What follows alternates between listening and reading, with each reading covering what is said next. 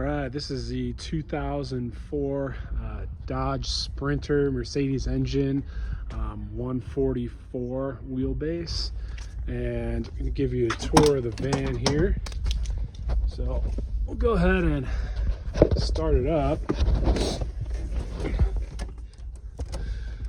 I've run it a little bit today. So as you can see, it fires right up. No lights on the dash other than the parking brake is on here in the corner.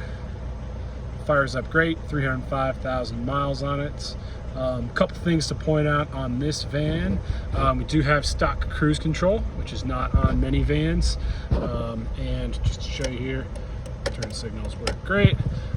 Temperature is great on this van. Running temp is perfect. We've redone the thermostat and redone the radiator on this as well. This also has a heater booster function, which we'll talk about here in a minute. But a few other things to put in a new stereo here.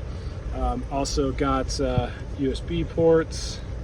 We've got the ability to control the heater booster here, and then this is an auxiliary switch for turning on the radio whenever the van isn't running off the house battery. All right, let's go ahead and pop the hood and show you what's going on there.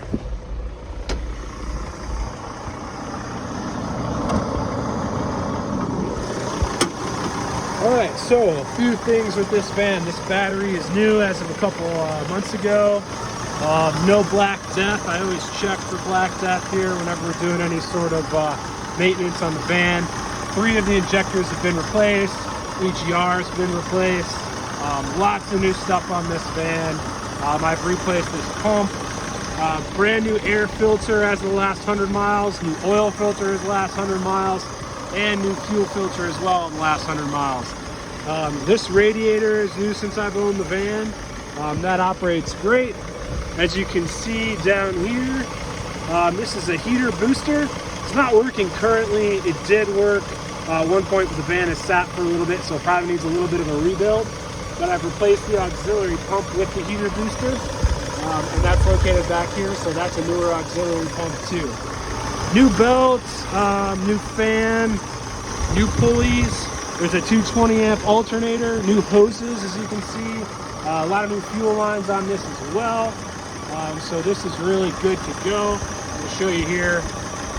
No sort of smoke or anything like that that would indicate any sort of piston ring issue. So engine runs really, really well.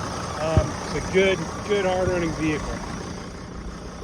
So I'll show you the rest of the van. This is a matte gray plasti dip that I had done coating on the van.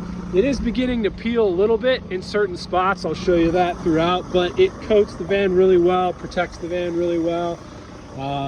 It comes with some extra plasti dip if you want to touch it up. You can see there's a few spots where it needs a little bit of love, but otherwise it's running great. Same thing on the wheels. Those are black plasti dip as well. And so I'll take you around and give you a tour of the rest of what's going on with it.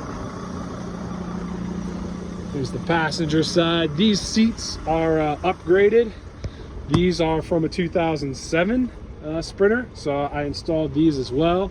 A couple things I want to point out too with the dash. Most of the time, a lot of these dash parts are broken, but these are actually, I've gotten some great replacement ones, so these work really well.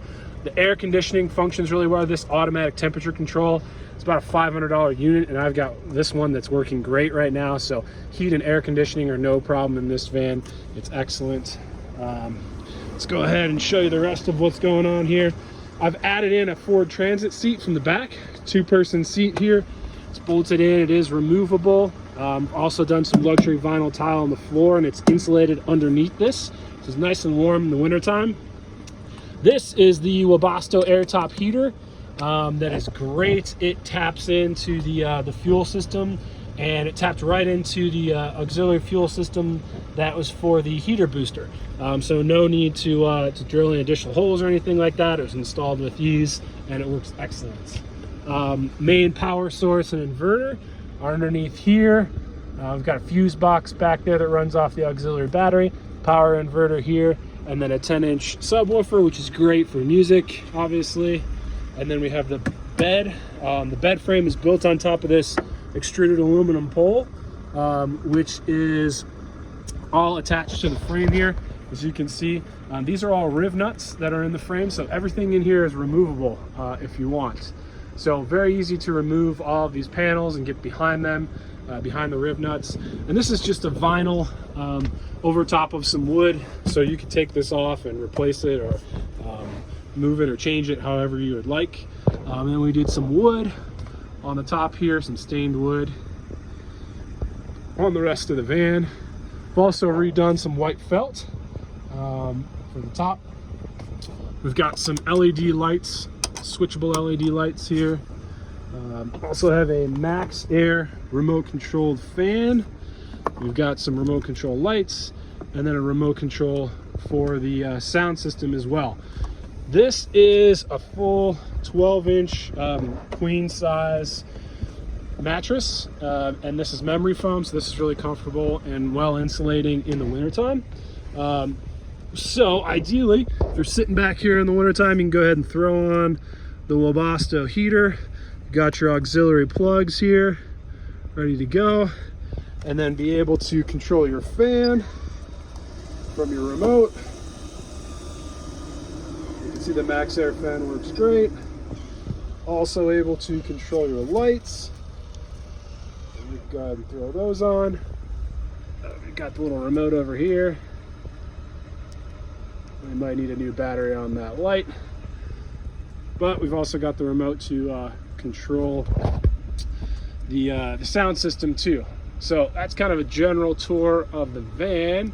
I'll show you the back doors and kind of the cargo area here too in just a second. Here's some space for the fridge. I do have some tire chains that come with the van, and then I had wired this up with some extra power over here, so you can run some USB or run a fridge over here in the corner. I've insulated everything underneath, as you can see. Also have some insulation for the windows there. It's all pre-cut. So we'll head to the back here, show you the doors and the bed. So here's the back.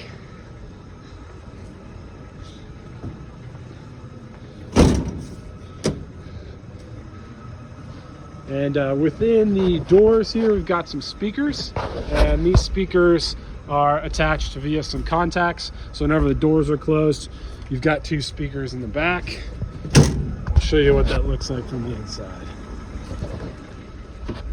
So there you go. You've got your speakers, your lights, all of your remotes, control of your heater, and some extra storage here. A couple things about the van, a couple of quirks. It is, you know, a 2004, so it's got a few things that need some love. The slider door has another latch, because, or replacement latch I should say, that comes with it, because it just doesn't always want to open. There it opened pretty cleanly, but it could use a little love there. It does have a cracked window at this point, windshield I should say, so it needs a new windshield. It also, with the transmission, is ready for service, so everything else has been serviced on the van. Like I said, oil, air filter, fuel filter. It's now due for its transmission service, so it needs new transmission fluid and a new conductor plate. It was staying in gear a couple of times lately, so I went and had it scanned, and it did show that it does need a new conductor plate. I've kept all the records. I can show you that in here. Conductor plate runs about 150 bucks for a 1,000,000-mile Sprinter or a Euro Parts SD, and then if you want to do the whole transmission system, fluid flush, it's about 250 bucks in parts, and you can do that yourself pretty easily. But it runs and drives great right now. It's just something that's on the horizon that's going to need to be done. So any questions, feel free to reach out. This is the 2004 Dodge Sprinter van.